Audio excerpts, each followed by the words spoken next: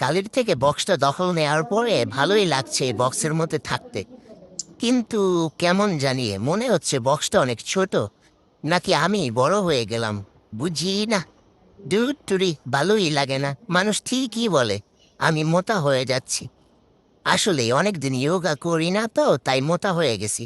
আবার একটু যোগা করতে হবে।